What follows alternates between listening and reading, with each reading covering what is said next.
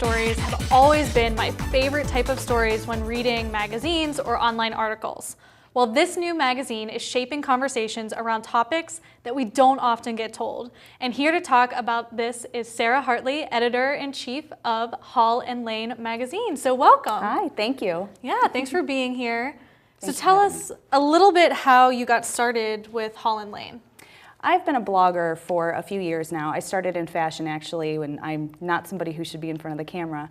And I realized that when I started talking through my pregnancy and then through life as a new mom, that people really responded to my honest stories.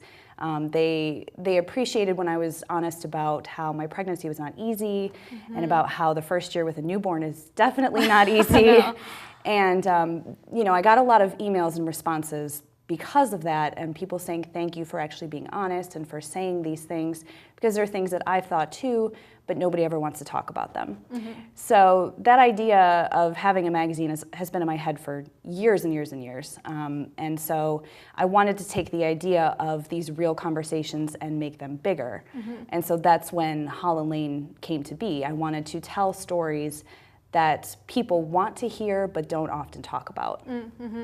So I love your magazine. Thank you. By the way, I read it and subscribe. What are some of the stories that you talk about? I know I saw one maybe a few months ago about addiction, and I thought it was from a first person, a very, a very heart-wrenching story, if you will. So what are some of the stories that you featured? The addiction one was definitely a big one. She had been through a lot. She went through addiction and also anorexia, and it's been a long struggle for her, so I was really grateful that she shared that with us. We've also had stories on PTSD and miscarriage and suicide and depression, but then we also tell the uplifting stories. You know, we had one recently about divorce and about how that was actually a really great thing for her.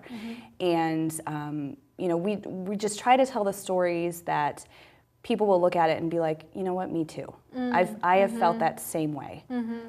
And how do you feel that your contributors who are writing these stories, do you feel that for them it's also an emotional release? Have you seen the impact of that as well? Yes, absolutely. We actually have a story coming up on our blog about a woman who was molested.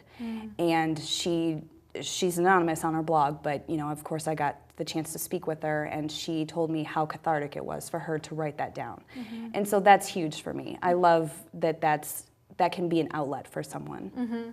And you can tell just, you know, reading your magazine and looking through it, there's so many real stories. You have great advice, but then you do hit to the heart of so many issues that people are going through, and I think that is something that is much needed in the heavy media-based craziness that we often find ourselves in. Right, and the media that shows everything is perfect when we of course know that it's really not. I know. I did an article the one day, how to lose 10 pounds in 1 minute. And it was, I remember that, yes. And it was very satirical because so many times we put all of this amazing stuff online and we want to put our best selves forward, but we're real people too. Exactly. You know, we hurt and we cry and we have bad days. Exactly. And that was the other thing about the magazine, is I wanted it all to be from real women.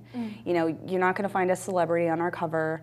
You're not going to find, you know, $300 sunglasses or something like that. It's all for real women. I love that. And I love, is this your tag, Create Beautiful Conversations? It is, yes. Yeah, that's great, because there's so many amazing conversations that you have you've started. And what has, I guess, what has the reaction been since you launched? Because you're digital, but I see you have print copies. So tell me a little bit about that. Yep, we are moving towards print copies, which I'm super excited about, because a lot of our readers really want them. They like holding the physical magazine. So I do too. Like even today, I was so excited to see it and look through it.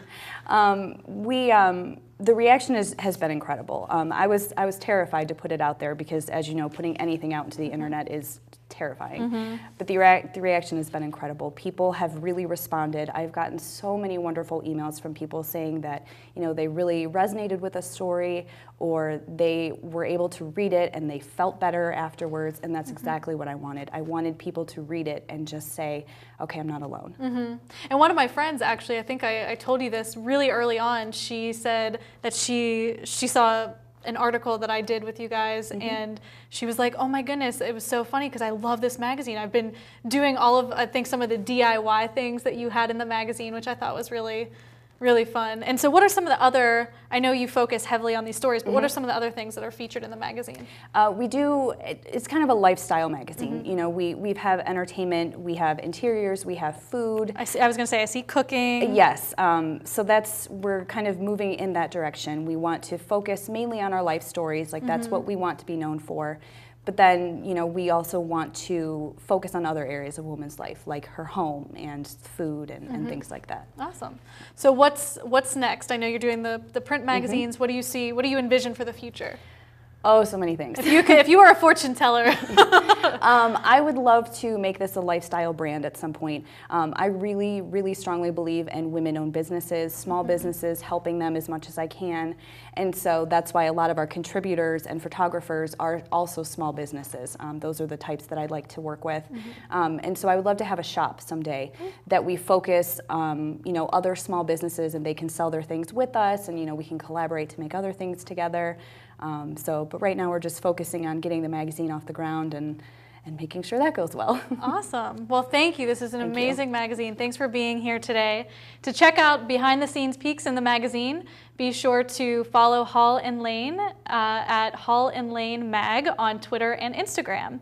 And up next on the Zest, we have a professional organizer that is going to help us finally clear the clutter, so stay tuned.